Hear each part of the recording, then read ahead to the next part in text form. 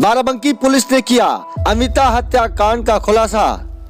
वारदात के पीछे दो मोहब्बत की रंजिश को लेकर दूसरी प्रेमिका का कत्ल। आरोपी अतीक ने दो लड़कियों को अपने जाल में फंसाया। आरोपी अतीक ने पहली प्रेमिका से मिलकर मृतका को बहाने से बुलाया। अमिता के पहुंचते ही दोनों ने मिलकर उसे बांके से काटकर मार डाला। क्या अतीक लव जिहाद का यह सबसे खौफनाक कदम रहा? जी हाँ, 2 दिन पूर्व एक लड़की की बोरे में भरी लाश का पुलिस ने खुलासा कर दिया। वारदात के पीछे वजह बेहद खौफनाक है, सुनकर चौंक जाएंगे। पुलिस इस वारदात में प्रेमिका और आरोपी को गिरफ्तार कर लिया। इसके अलावा आरोपी के पास से आला कत्ल और साइकिल को भी बरामद कर लिया। घर से नींबू के बहाने निकली लड़की को बेरहमी से मौत के घाट उतार दिया गया था और उसके बाद उसकी लाश को छिपा दिया गया। पुलिस ने शुरुआती जांच में इस वारदात स्थल पर पहुंचकर सारे साक्ष्य संकलित किए।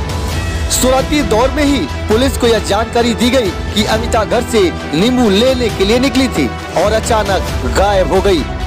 बाद में शक के आधार पर पता चला कि गांव के अतीक ने लड़की का अपहरण किया और उसी ने वारदात को अंजाम दिया होगा। धीरे धीरे करके वारदात की गुत्थी सुलझ गई और सनसनीखेज वारदात का खुलासा हो गया। वारदात के पीछे की कहानी आप सुनेंगे तो आपका कलेजा कांप जाएगा कि दरअसल एक लड़की को इस तरह से धोखे से बुलाकर उसकी बेरहमी से हत्या क्यों कर दी जाएगी। इस हत्याकांड में आखिर अतीक के अलावा और कौन गुनहगार, इसकी वजह क्या है? आप बने रहे हमारे साथ। ध्रुव Goswami, Vaishali express news, Barabanki, Uttar Pradesh. Police line में पत्रकार वार्ता करते हुए एसपी अरविंद चतुर्वेदी ने वारदात का खुलासा करते हुए बताया कि अभियुक्तगणों से पूछताछ के बाद पता चला कि आरोपी अतीक का इसी गांव के रहने वाली एक वंदना नाम की लड़की से करीब 4 वर्षों से प्रेम संबंध था और उसके बाद अतीक का गांव के ही अमिता से भी करीब 1.5 साल पूर्व संबंध हो गया। परसों रामनगर में एक गाँव में एक शव बरामद हुआ था, एक बोरे में बंधा हुआ। उसे खोलने पर एक लड़की का शव था वो, और उसी दिन थाने पर एक सूचना प्राप्त हुई थी कि मीरपुर गांव से एक लड़की 27 तारीख को गायब हो गई थी। अपने घर से बता के गई थी कि पड़ोस में नींबू लेने जा रही है, उसके बाद से नहीं लौटी थी। लड़की के पिता शिव कुमार प्रजापति ने शक के आधार पर गांव के ही अतीक के विरुद्ध 366 का मुकदमा लिखवाया था, जिसे पुलिस ने तत्काल लिखा और अन्वेषण आरंभ किया। लेकिन जब यह जानकारी जब वंदना को हुई और वंदना से मोहब्बत अमिता को हुई तो तीनों में विवाद शुरू हो गया। अतीक की शातिर चाल अब यहाँ से शुरू होती। इसी बात को लेकर दोनों में आए दिन तकरार चलती थी। अमिता अपने साथ शादी करने की बात कहती तो वंदना अपने साथ शादी करने का दबाव बनाती थी। अतीक दोनों प्रेमिकाओं को बहलाकर उन्हें विश्वास और अपने झांसे में लेकर शादी करने का प्रलोभन दिया करता था और दोनों का शारीरिक शोषण किया। इसीलिए लोक लाज से बचने के लिए अमिता भी शादी का दबाव बनाकर शायद घर बसाना चाहती थी। और यह कहना किसी हद तक गलत नहीं होगा कि इंतजार रह गया अब लिहाज का। ध्रुव गोस्वामी, वैशाली एक्सप्रेस न्यूज, बाराबंकी, उत्तर प्रदेश।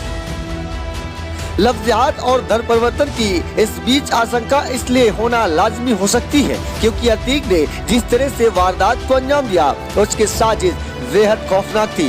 क्योंकि यहाँ यह बात पता चल चुकी थी कि अतीक वंदना और अमिता दोनों से प्रेम संबंध रखता था। लेकिन दोनों प्रेमिकाओं की आपसी जानकारी हो गई तो अतीक ने साजिश की गोट बचनी शुरू कर दी। वह इस तरह की थी, अतीक ने वंदना को भी झांसे में लेकर शादी का बात कहता रहता था। अमिता से भी यही बात करता था। खुलासे के दौरान इस बात का पता चला कि अतीक ने वंदना से अमिता को बहाने से अपने घर आने के लिए कहा। अतीक खुद भी अमिता को फोन करके वंदना के घर आने की जानकारी दी और ये कहा कि वहीं से भाग चलते। अगर इस बीच वंदना और अमिता के बीच विवाद होता तो दोनों में से किसी एक प्रेमिका का रास्ते से हटाना पड़ता, जिसमें वंदना या अमिता जेल चली जाती और अतीक अपनी साजिश से जाल बच जाता। लेकिन वह कहावत है ना कि हत्यारा कितना ही शातिर क्यों न हो, अपने ही बुने चाल में फंस जरूर जाता है। ध्रुव गोस्वामी, वैशाली एक्सप्रेस न्यूज, बाराबंकी, उत्तर प्रदेश। इस पूरी कहानी में दोनों प्रेमिकाओं से अतीक की मोहब्बत की डोर बंधी थी और दोनों प्रेमिकाओं में से एक दूसरे को यह जानकारी नहीं थी। अतीक आखिर कितनी प्रेमिकाओं से बात करता। बाद में धीरे धीरे करके यह बात जब दोनों प्रेमिकाओं को पता चली तो आपस में दरार पैदा हो गई और दरार का हश्र ये हुआ कि अतीक ने वारदात से 2 दिन पहले मृतका अमिता को फोन करते वंदना के घर बुलाया, वहां से भागकर शादी करने की बात कही। यही बात अतीक ने वंदना से भी अमिता को बुलाने के लिए कहा और घर बुलाओ, वही से सारा मामला रफा दफा हो सकता।